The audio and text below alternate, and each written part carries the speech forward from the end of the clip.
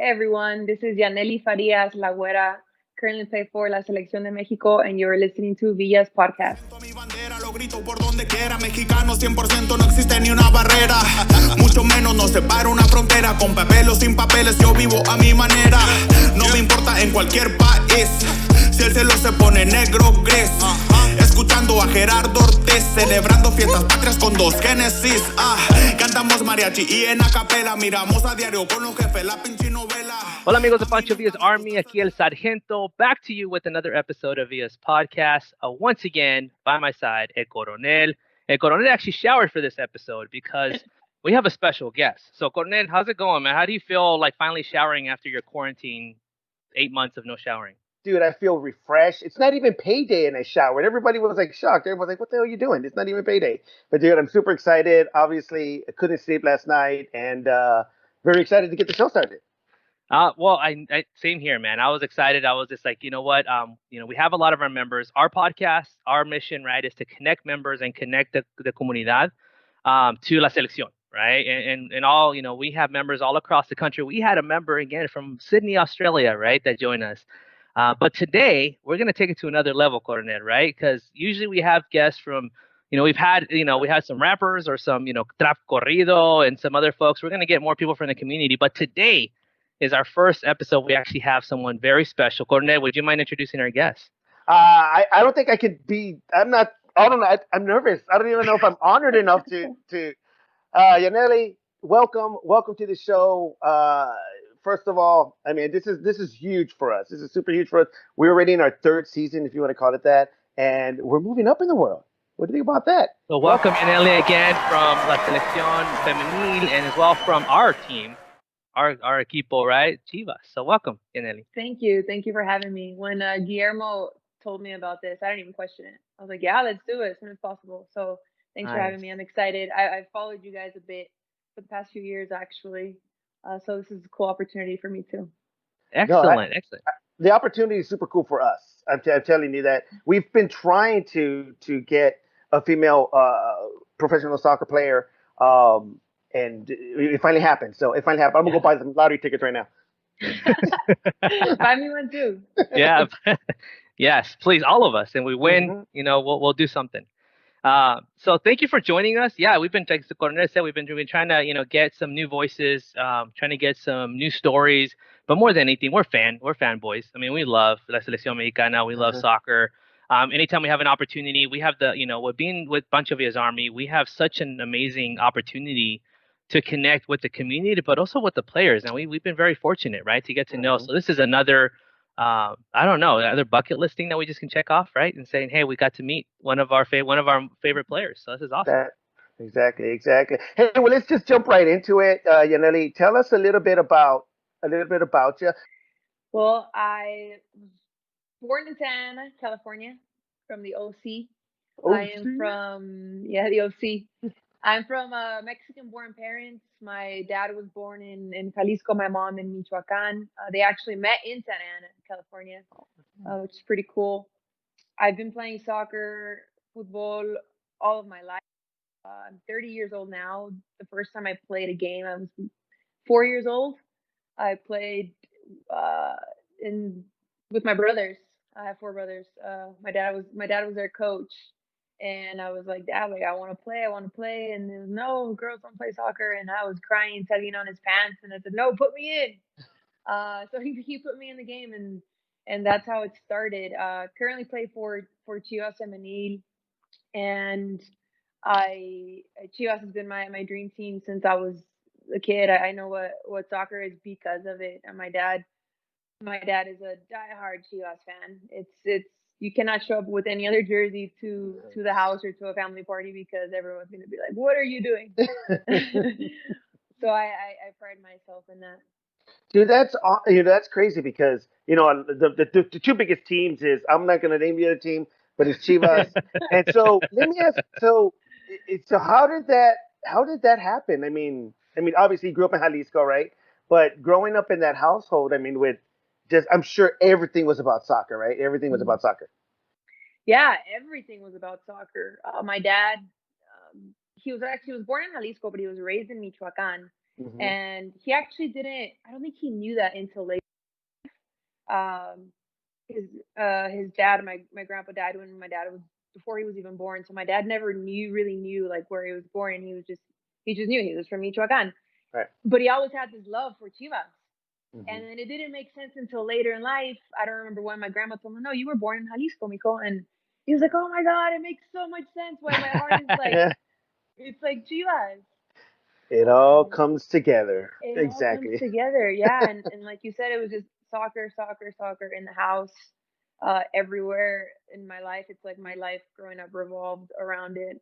But initially, like I said, it was hard for me to consistently play because they would tell me, "No, girls don't play soccer. You can't play soccer because you're a girl." And my mom would buy me pom poms, and I would get mad, and I would have to be the cheerleader at my brother's games, and I would get really mad all the time.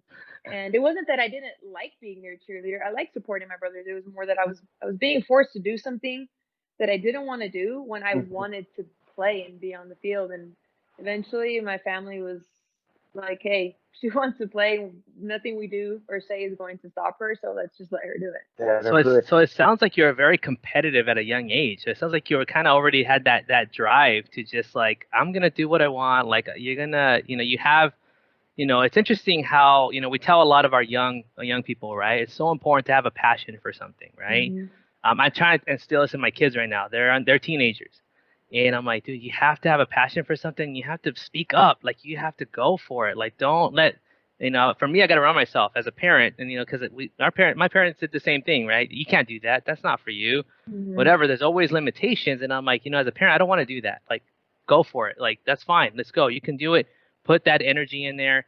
And I guess the biggest thing is speak up, dude. A lot of times these people don't want to speak up, and I love that you did that so young, man. It looks like you already had those intangibles, right? That helps you where you're at now.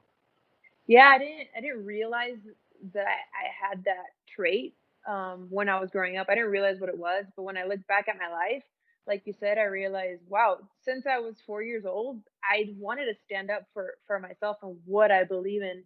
And what you said right now about you being a parent and wanting to allow your children to do what they want to do. I think that's something to applaud because it's in our culture, in the Mexican culture, it's very difficult for a parent to let their child be or live outside of the stereotypes that we're used to in our culture. So I think it's really good that you say that. I'm not a parent, but I have a lot of nieces and nephews, and I see the way that my family raises their kids, and it's so important for us to show like the next generation that you can be whatever you want to be, you can do whatever you want.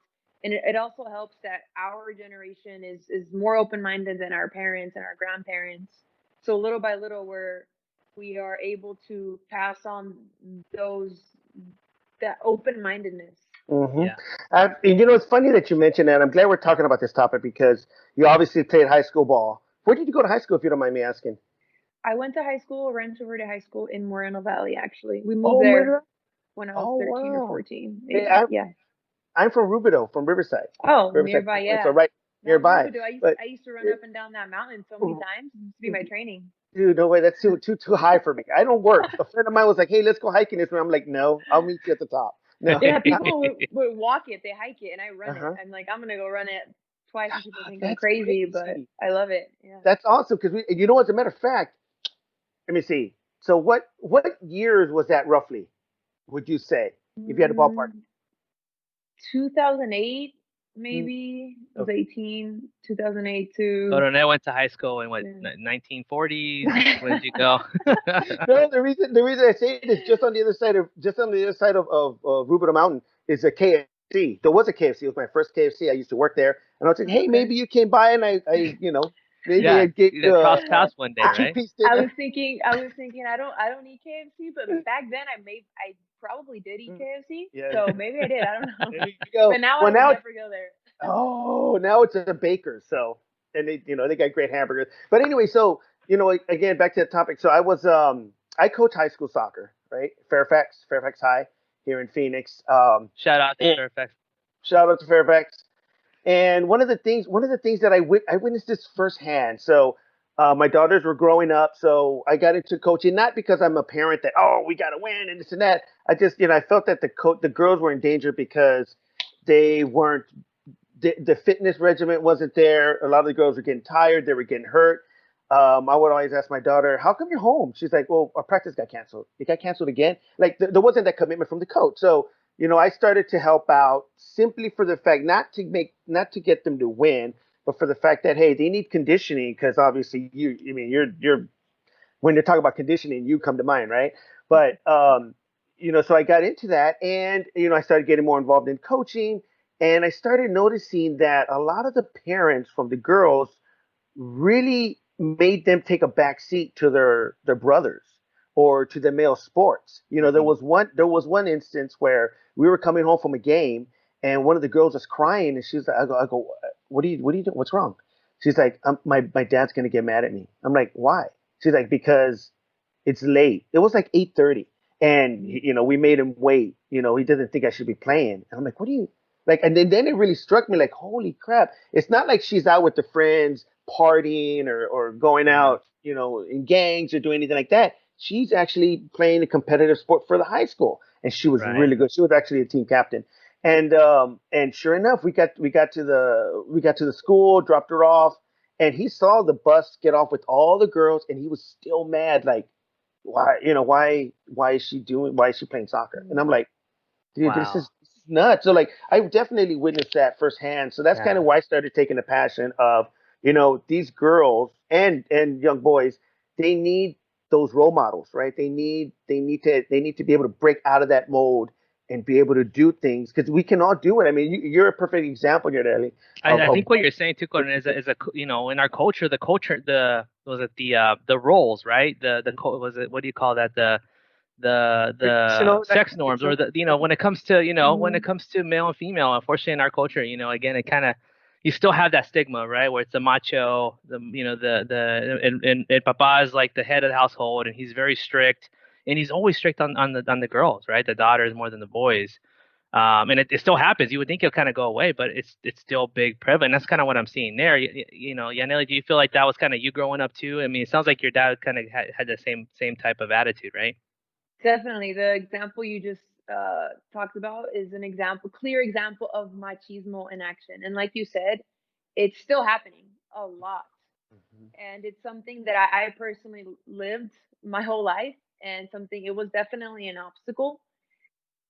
But we have to be more open-minded to what a woman can do, and like you said, right, we're like there's this uh, male and female or g- stereotype that exists, right? Well, if you were born female and you're probably gonna do this with your life, and you're gonna do stick to domestic part of living, and you're gonna have to depend on a man, and you are not going to work because you have to take care of the kids, right? We have that, but on the other hand, uh, for males, they're given the liberty and freedom to do whatever they want, and they're not questioned.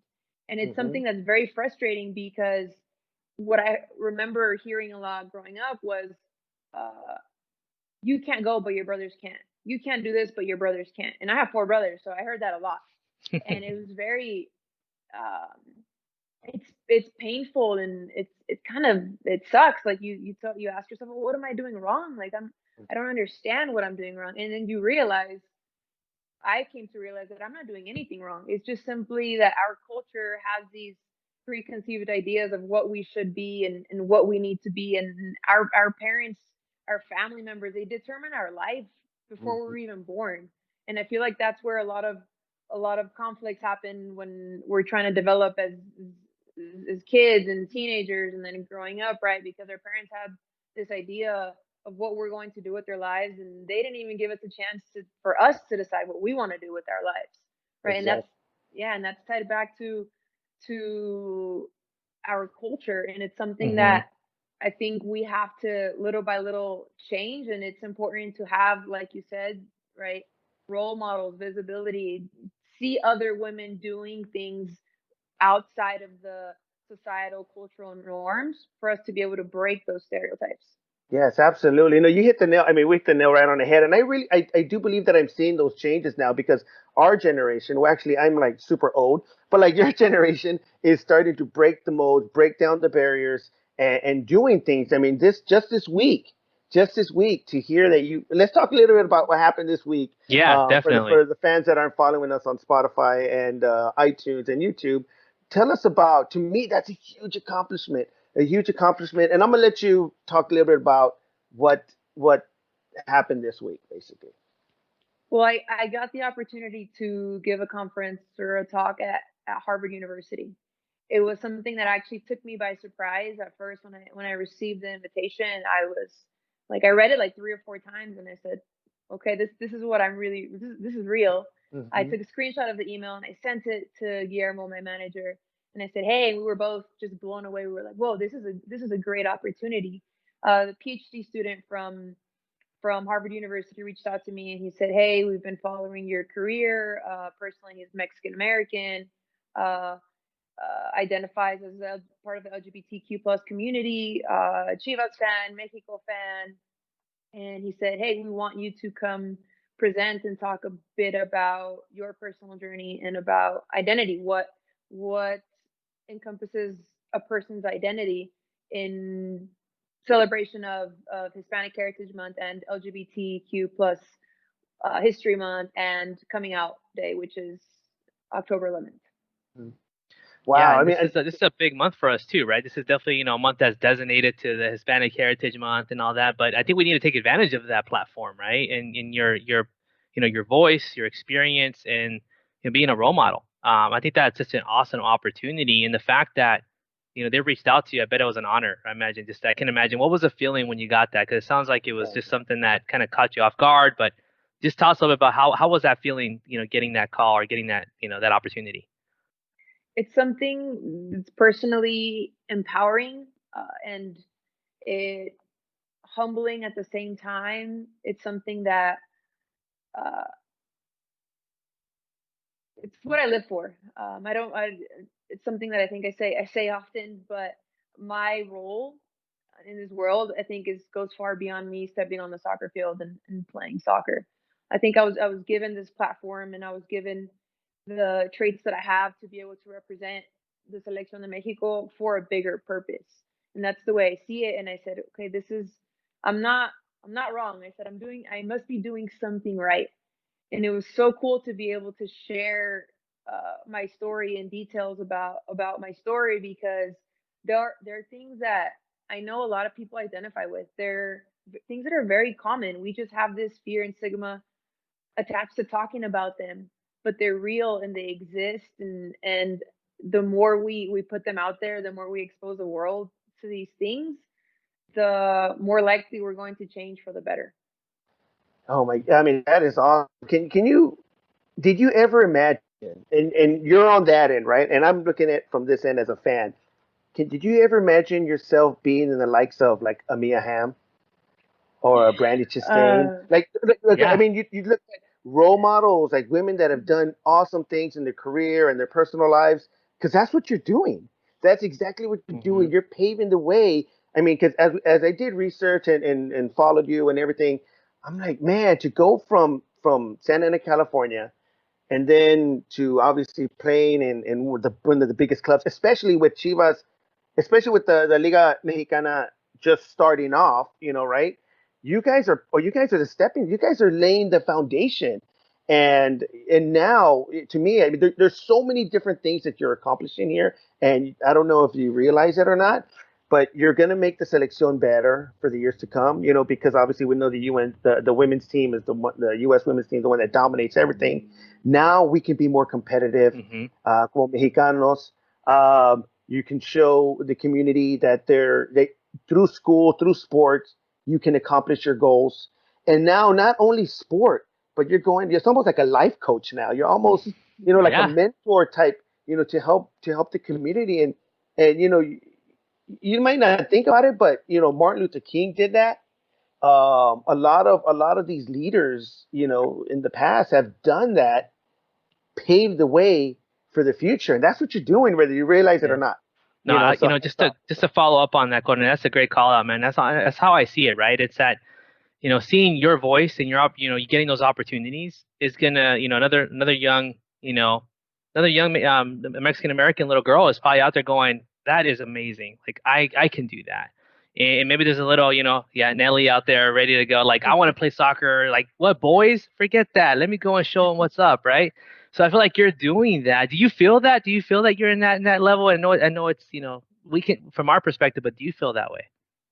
Well, thank you for putting me on the same platform as those people. I mean, they're icons, and I remember growing up, I had a poster of Mia Hamm on my wall, and I honestly, I want to say that I imagined myself where I am now, but I don't think I did. It was difficult at that time, right? Me trying to live outside the box and everybody telling me that no, you can't because you're a girl, you can't because you're Mexican, you can't because you're so many things. I think uh, I was in a difficult mindset. But now that I look at what I'm doing, it's something that I'm very proud of. I'm definitely very proud of it, and it's not easy at all. It's very difficult. But I know that as an athlete, as a role model, as a mentor, like you said, I know that I have a responsibility to serve as a role model, to serve as a mentor, because I wish I had more people like me to look up to growing up, and I really didn't. I knew who Mia Hamm was because that's the only thing that the only female athlete you would really see on TV, right? I'm talking about back then in the 90s, and I mean now I've come to know Maribel Dominguez, who's legend of the Selección de Mexico here in Mexico. I got to play with her, but I didn't know who she was until I got to the selección, right? Because there's no visibility, there was no representation of a Mexican soccer player, Mexican female soccer player. So I didn't know what it was until I actually got the opportunity to play there. But to go back to what you both said, when I played soccer at UC Irvine, I remember uh, we would serve as role models for schools, for elementary schools, middle schools, and we would use Coach John Wooden's pyramid of success. Are you guys familiar with it at all? I'm Okay. definitely familiar with John Wooden. Definitely, he's like one of the most inspiring coaches of all times, right? Most winning, all that. Yes. Yeah. So but he's more well known for what he did for players off the field, and his most popular quote and saying is, "What you are as a person is far more important than what you are as a player," and that sticks with me every single day. Hmm. I even got the chills. Whoa. It sticks with me every single day, right? So in everything that I do, I'm thinking about that. I'm thinking about the bigger picture, right? And at the end of the day, like, we're here on this planet because of the connections we have with people. So I want to be able to provide something to others. That is Yep. awesome. I mean, that deserves a huge clap, and that's amazing. Where You the got sound chills about Wood, and I got chills just you saying that. I'm just like, woo, let's Where's the do sound this, effect? Where's the soundboard right? I production? know I gotta get some soundboards, man. I don't know, we're not that budget yet. We'll get there. We'll get there. This We'll this get this there. this, this We'll get interview is there. gonna take us to the top. Everybody's gonna be like, oh my gosh, best interview in the world. It's gonna go viral. So, Jenny, I have a follow up for you. So with everything that's going on, right? I mean, this country is definitely 2020. Everything that's going on, it just seems like it's just we're looking forward to another year. Is basically what I'm saying. But there's a lot of great stories out there. One of the stories that I stood out to me, and you commented on Twitter about, is the San Diego Loyal recently had a match with our local team, our USL team, the Phoenix Rising, and being me and Coronel, we follow them, we go and support everything soccer, but very disappointed what happened in that match. But and of course, Landon Donovan, as you know, we're Mexico fans, so we're not very big fans of him, but we respect what he did. You got to give him shout out, and you definitely did that as well. You definitely gave him praise for what they did. You even said, where can I get a jersey? Because he definitely felt empowered. By the way, did you find the jersey? Were you able uh, to find it? I haven't yet. I was kind of hoping they would send me one, but it's okay. Oh, We got to get that jersey. we'll We get got to that. find We'll a way get to that get going. We got to make some calls. We got to make some calls. Where's Weeso? Get on the phone. Come on, we still get that budget. But what are your thoughts about what happened there? Because I feel like that's what we need, right? Like, we need people to step up, to make a difference, and even if it comes, because we're so competitive. I mean, you think about the American culture, we're all about reality TV shows, and at all costs finding a way to win. But sometimes, it's above that. Like, we don't need to find or cheat our way or, do all these things. We got to just find out what's best for the greater good.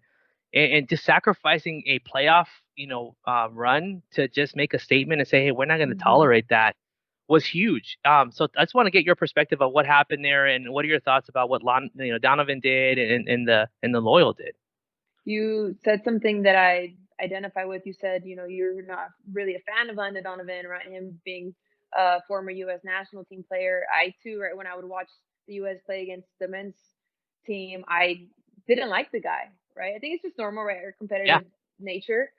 But when I saw this, I gained so much respect for him. And like what I just said, John Wooden's quote, right? Because what you are as a person is far more important than what you are as a player. And he set such a great example. And it's something that we need so much more of. And what he did wasn't easy. What he did was, I guarantee you, it was extremely difficult, right? For him to say, hey, we're going to lose this game. I think the rule is you lose 3-0 if you forfeit, right? So we're going to lose this game 3-0. And I'm sure it was something they talked about, right, as a team, which we should praise the players too, because it takes an entire team to do it. But he is their leader. And it's something that we need to see so much more of, and to see somebody like him who people would consider him a white American privileged straight man, right? So you can argue that maybe he doesn't identify with what he stood up for, but he understands his role as a figure. He understands the role and impact that he can make as a person, despite identifying or not with the LGBTQ plus community or the Black Lives Matters movement. So to me, it was like, wow, it was very, very empowering, and it, in a sense, validates what I've been doing and what I want to do, and it shows me that there's so many people that are willing to do something. There are so many people that are willing to, like you said, look at the bigger picture, right? Yeah, we're gonna lose. We might not make playoffs, but the reward is so much greater, right? Yeah. We're making a societal, cultural impact. We're helping people feel part of something, and that's what really matters. That's really crazy, because if you put it in perspective and you put yourself in that situation, it's really difficult to raise your voice, to stand up, knowing you might be the only one, Yes. and we face that every day. We face it at home, like, who ate the last piece of chocolate cake? You're like, I'm not gonna say nothing, right?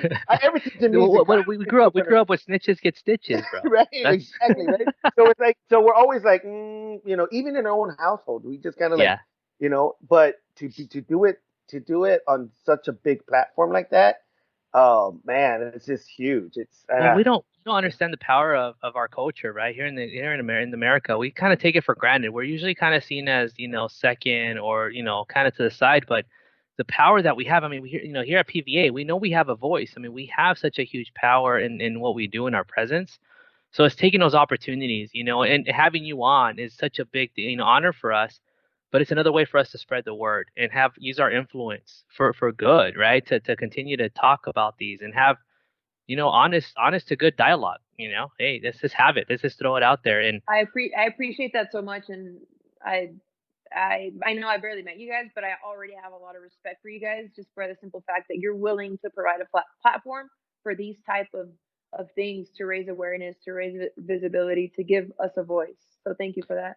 yeah, no, not it's our pleasure. And it's funny you mentioned that, because we've been battling, of course, and it looks like it's going away, Coronel. Hopefully it goes away forever. But the chant, we always talk about the chant, right? Yep. And in our, we're definitely against it. We want to say, hey, we can move past that. It's time to move on. I can, give me a history lesson all you want and all this stuff. You know what? If it's offending somebody, then let's stop. Let's move past that. In our members, we have a lot of members that are LGBTQ plus, as well. So we definitely can respect that. And we're trying to make that difference. And honestly, I'll be honest, I felt like it was going to be a challenge. And sometimes people feel that and they see it like, like I can't make a difference. That just seems so far beyond me. But honestly, don't quit. Keep going. Eventually, it's going to go away. Eventually, people will get it. Are we there yet? I mean, I think we're seeing progress. Coronel, what are your thoughts? Yeah, definitely. I think we've seen more progress than I thought we would have as a whole. in general, because you think about it, like 50,000 people in one stadium yelling at the same time. But I mean, the majority of the people that are yelling it are just yelling it just to yell it. They They don't don't really even know. know. They don't Yeah. even know, But I think education is what we need, and little by little, circumstances like this, so we'll definitely educate us, educate the public, because Yeah. we're all learning, right? We're all learning. If we're not learning, then we might as well just die. You know what I mean? Because every day, dude, I'm like, Yeah, I, they got you got serious there, no, bro. dude, because because we're always learning. We've got to change, bro. And if Yeah. you recognize and you don't change, like we're not. Sometimes we can't get switched on and off like a light switch. But you're like, you know what? Okay, let me stop. Let me start. Like Yeah. like me, right? So like I drink 12 beers a day. Okay, I should stop. I'll go to 12, then I'll go to 10, then I'll go to 9. So I'm learning Hey, little by to little, little by Yeah. you're He's little, making making little by change. progress. little, making Coronel, I'm progress. glad. I'm proud for you, man. Congratulations, Well, I man. never said I used it as an example. I agree with what you said about the importance of education, and you also said that, well, some people just say it and they don't really know, they just say it just to say it, right? So that's where education comes in, and it's important for people to recognize that the chant is started as a derogatory word, and people feel like, oh, it's not a big deal, it's a cultural custom. Well, we got to change that cultural custom, Yeah. right? Yeah. And how do we change that cultural custom? Education, educate, re-educate, expose people. It's so the value in education is it can really change things, change people's perspectives, and soccer in itself has the power to change even bigger cultural customs, right? Yeah. I see soccer as one of the biggest institutions in the world, and Mhm. institutions are usually a direct reflection of their society and their culture, right? So we can start changing that culture within soccer. It's going to translate into the rest of society, and we're going to see less and less homophobic chants or Mhm. homophobic language. Yeah. No, we got to get that out of our culture, and it's had such a long, long stay in our culture. Unfortunately, it's been embedded for so many years. But I think we're definitely better than that as a culture. We're seeing some change, and I think it's conversation platforms like this that are going to eventually get us past that. So again, thank you for that. And this is good. This is healthy, right, for our soul, for our community. Definitely. Um, all right. Well, Conan, I think it's time for our game, real quick. Unless Yes, you want to have another question. yes, I got some questions because the Okay. fanboy in me is I going to can come I out. can see The his face perfect, kind of yeah, going okay, all starting to like light up, giddy. right? Okay, let me ask you this because I follow La Selección, right? I love You watching the do? girls' teams. I I'm love the, kidding. yeah, I do. Hey, but I love watching the female team. So let me ask you this: some of the who's the funnest player in the locker room on the Like the Selección? prankster? Yeah. Ooh, Who's like the Yeah, prankster? That's you're who's the you're putting me on the coronel? spot. Who's the coronel of La Selección? And who's the This coronel of Chivas?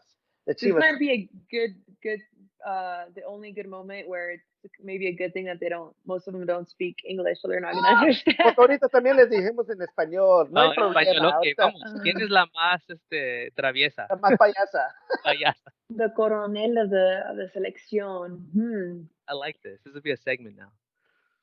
That's that's tough. Wow, I hadn't really thought about it. I'm usually like so focused and like headphones in, and I'm like my pregame routine. But there's a few. There's definitely a few. There's actually some pranksters that like to pull pranks when we're supposed to be resting. I'd say Katie Johnson, Jocelyn definitely. Jocelyn Orejuela plays for America right now.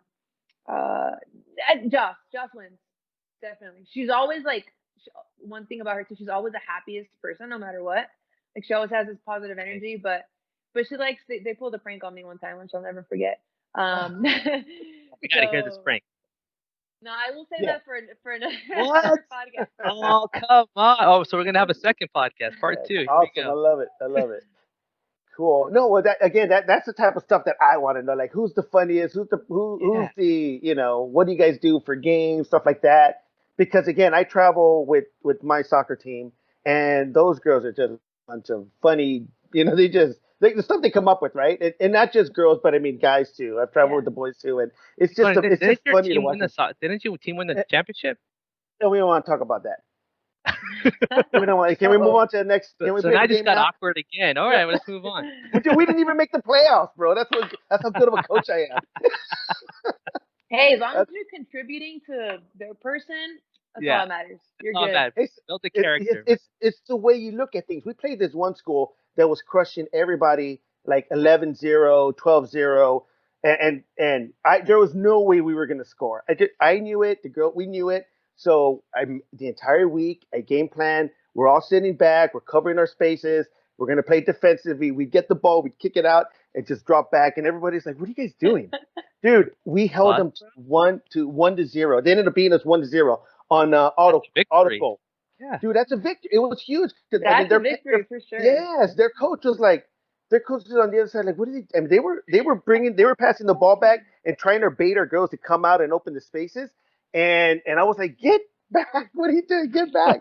But the girls then at first they were like, oh, we want to go head to head. I go, look, this is the plan. This is the reality, right? And they learned, and we became a better defensive team. And this was the JV team, right? So we lost that game 1-0, but then the varsity had a different approach. They wanted to go two por two, head for head. It was 8-0 by halftime. Oh no. So it's like, okay, but then the JV girls were like, you know what, coach, you're right. We should probably listen to you a little bit more. Well, people don't realize again that defense gets, people overlook the defense, right? The defense is so important. I mean, we saw that with the selección when we saw some of those goals before the end of the year.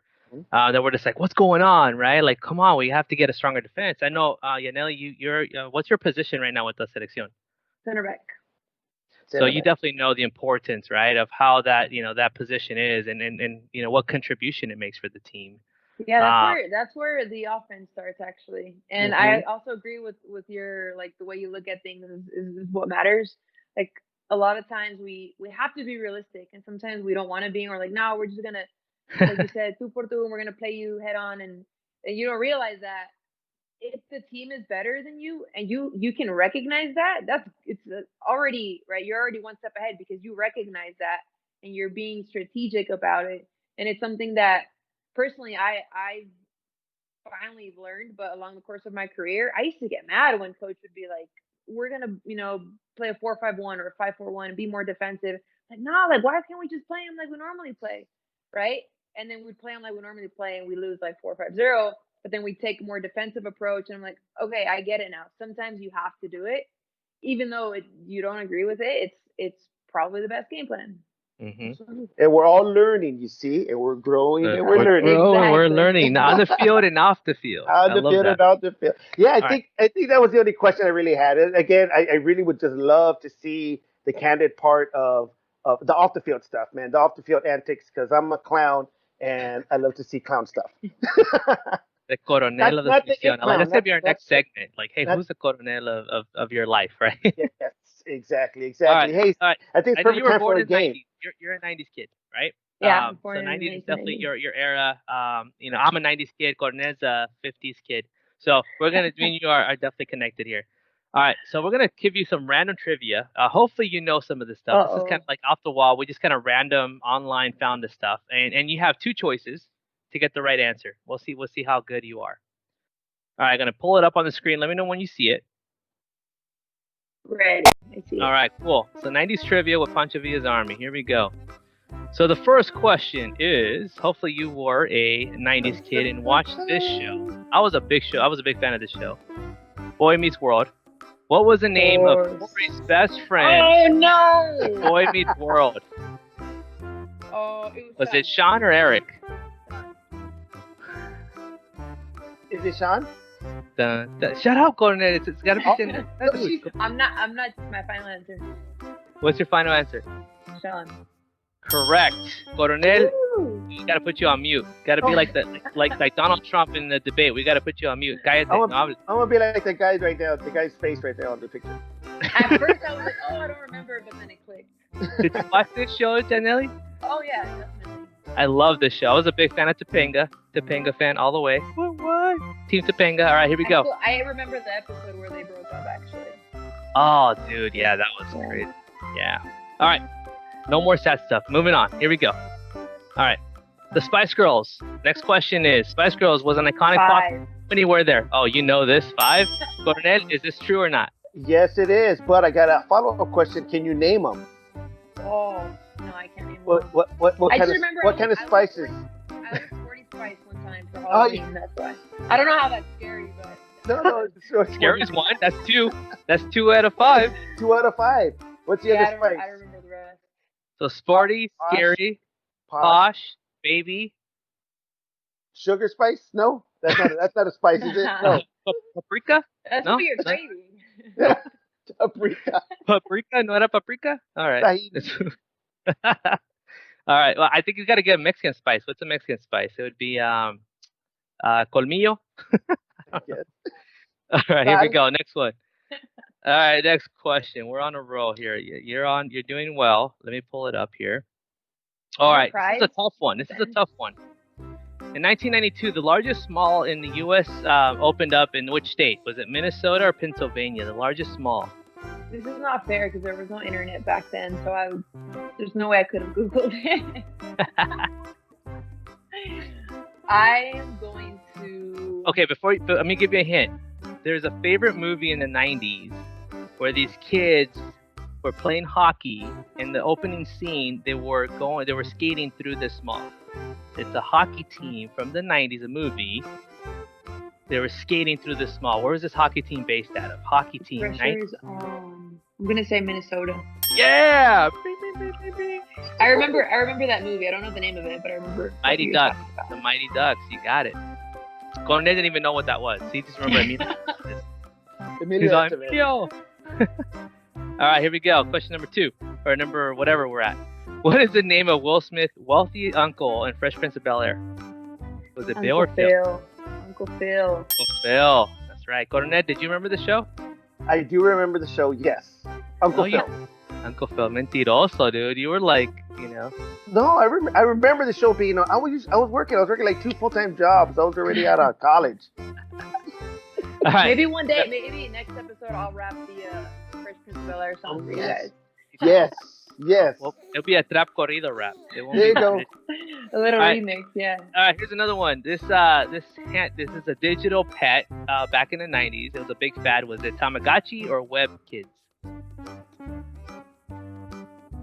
Popular Tamagotchi. Yes. All right. I thought it was Pokemon. I remember. I don't think I ever had one, but I remember everybody else did.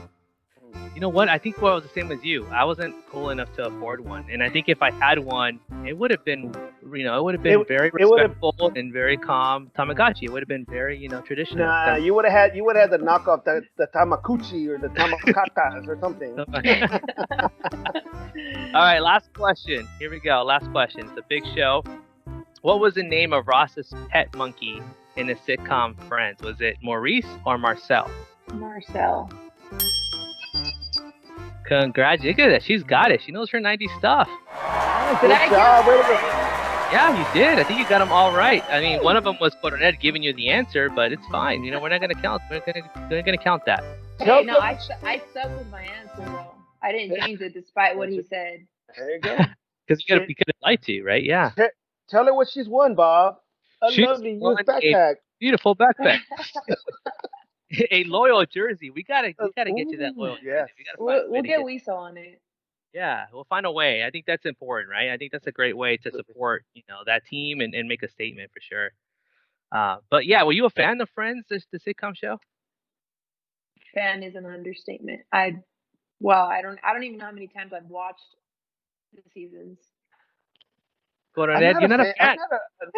No, I'm a Seinfeld guy. Oh, I'm a Seinfeld guy. Can we get him out of this chat? Yeah, can we delete? Let's do this chat over. Dude, it's funny. I was telling Z that they had I don't know if you heard this story, that there's always been a dispute. There's Friends fans or Seinfeld fans, American fans, Chivas fans. So there was a story where a family at a family dinner, I don't know if it was a holiday or whatever, ended up getting a fight, and one of the family members killed the other family member. What? Because disagreement was so huge about the Seinfeld and Friends. So I was like, that's crazy. I think there's probably a an underlying issue there that we're not aware of, but that's scary. Probably. That's definitely. Yeah, it's Scary, insane. but I can imagine that happening in my family. I can believe Well, that. I think when it comes to friends, I think of like the whole like what Rachel or Monica. You know, I think Yeah. maybe you don't understand that. Maybe I'll talk it to your level. The Ginger or Marianne. Does that relate to you? Oh, maybe? from the Gilligan's Island. Yeah, that was more my show right there. That was more my era right there. The Ginger and Marianne. Hey, but you mentioned something right now scary earlier. You want to hear something scary? And I don't know if we have enough time. Do you have any scary stories like Halloween stories or anything along that Scary nature? Halloween stories. Because yesterday, anything last night I was sitting in my backyard watching YouTube. I was sipping a little bit of tequila, not gonna lie, and my dog was sitting right next to me. And out of nowhere, an empty beer can, dropped like out of the sky into the middle of my backyard. And I live on a corner, and you can hear anybody that's walking on the sidewalk. I didn't hear anything, and this thing just dropped out of nowhere. And they were telling me, maybe it was a brujo that just kind of. Cause this was like at 1:30, 2 o'clock in the morning. So I freaked out, and especially because it's Halloween. Like, dude. It's not Halloween yet, though, dude. No, but dude, How many tequilas did you have? Not that much. To No, answer that no. first. It wasn't that much. It was just I was just starting, right? It was just starting, but out of nowhere, and it dropped. And the funny thing about it was a Bud Light can, and I don't even have Bud Light in the house, so it wasn't like I left one there or the dog. The wind blew it down or something. Was it full and was it cold? It was crushed, right? And then it was a can. It was crushed, and it was like kind of cool, like someone had been drinking it. And so what I did was I grabbed it and I go, well, what's going on? So I turn it over and a little bit spilled out like somebody had been drinking it. And then my friend goes, did you touch it? Well, he asked me before, he goes, did you touch it? I go, yeah. And he goes, well, that's got like, maybe it was a brujo. And I'm like, well, dude, thanks for telling me. Like, we're very superstitious, I'm man. very Janelly, do you believe in that? Do you believe that? Because we believe in that stuff, man. I mean, our culture is all about the brujos and the lloronas and all the chupacabras. No, personally, I'm not superstitious at all, but I know that my family is, and I know that my mom is, like, hardcore. And like you said, it's part of our culture. Yeah. You know, and my grandma, story. like, she was too, and like, I know, like, if something bad happened to you, she'd be like, es que te están haciendo brujería, mija. Or I'm like, yes, what? yes. Have you experienced any paranormal, anything weird like that? You heard me? Complicated question, because I struggled with paranoia and insomnia a long time ago in my life, right? So I would hallucinate, but I see it now more in the moment. I thought it was like really scary, but now I see it more as I just was in a most horrible mental state that I had ever been in, right? And I don't know if either of you have ever suffered with insomnia. Okay, so it's like the worst form of torture that exists. Now try staying awake for a week straight. It's horrible. I can't even explain the feeling, and I wouldn't wish it upon my worst enemy. I don't have a worst enemy, but if I had one, I still wouldn't wish it upon them. But I would hallucinate, and I would see things and hear things and feel things, and it was so scary because I got to a point where I couldn't differentiate between reality and my hallucinations, and I was like, whoa. Eventually I seeked help, and things got a lot better. Finally was able to sleep. Wow. I think it's kind of scary. I think I can relate to that, because I remember when I went through surgery and I had to go through pain meds, and I hate pain meds, like the strong stuff. And I started doing the same thing, dude. I was just like, whoa, this is trippy stuff, dude. Never again. Like, if I can tough it out, get that stuff away from me, because maybe it's not the same, right? But it's I can connect with that, because I'm just like, dude, I don't like this stuff, man. This is crazy seeing this stuff. That's strong stuff, man. Yeah.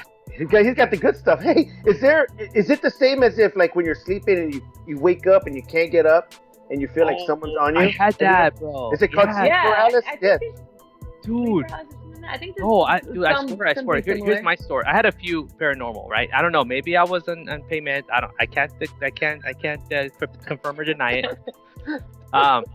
But here's my story. So I went. I fly a lot for my work. Not right now, of course, but back then.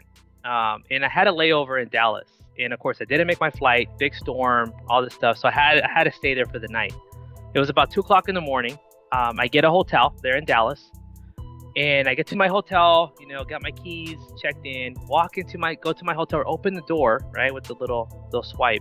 As soon as I open that door, a lady kind of floats out of the bed with a white robe, black hair, I swear to God, dude, this is not kidding. And she starts coming towards me. Didn't say a thing. Didn't say like, "Quítate, get the F out of here," nothing like that. She starts floating to me, and I was like, "I am so sorry." I shut the door. I call the front, and they're like, "Nobody's in that room. This is all dude." And I'm like, "Dude, there's this lady in there. I need another room." They went in there, and they told me the next day nobody was there. I'm like, "Cállate, dude. This is so crazy, dude." I'm like, "Yo, are you serious?" Yeah, and ever since then, like I constantly like have this image of this lady. Right now, I'm picturing her. Like it was the craziest thing, Coronel, dude. I don't even know, dude. La Llorona. That's what I pictured, dude. Yes. Seriously, and she was white gown, black hair, and didn't walk. Didn't like throw like the chancla or nothing. The She movement. She just floated. Let me tell you, if that happened to me now, right? I'm in a pretty good state of mind.